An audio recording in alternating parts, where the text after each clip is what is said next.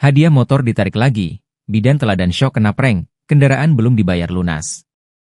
Bidan Rusmiati kecewa di prank Pemkab Polewali Mandar. Hadiah motor diambil lagi padahal sudah diserahkan. Rusmiati viral karena mengabdi di pedalaman.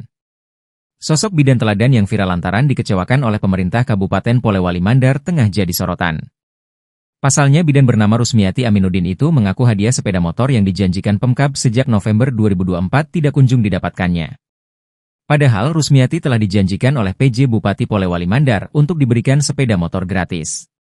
Untuk diketahui, Rusmiati Aminuddin terpilih sebagai bidan teladan nasional dan diberikan penghargaan oleh Kementerian Kesehatan di bulan November 2024 lalu.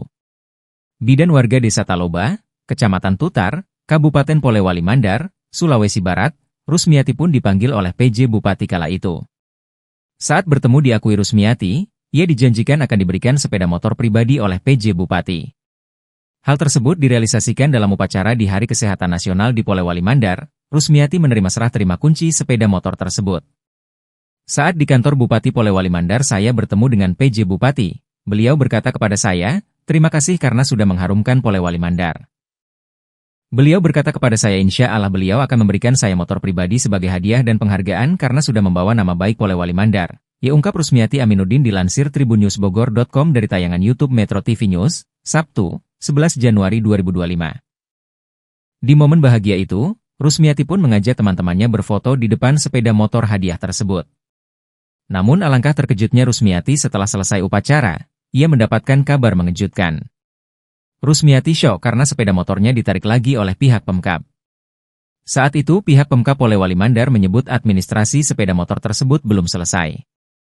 Pada saat upacara Hari Kesehatan Nasional 12 November 2024, di sanalah saya diberikan motor tersebut dan saya sudah foto-foto dan video di motor tersebut bersama teman-teman saya. Pas selesai acara, ternyata motor tersebut diambil kembali, katanya administrasinya belum selesai, imbuh Rusmiati.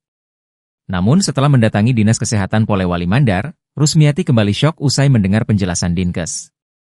Bahwa ternyata sepeda motor tersebut ditarik lagi oleh dealer karena belum dilunasi. Alhasil hingga kini Rusmiati belum menerima sepeda motor tersebut.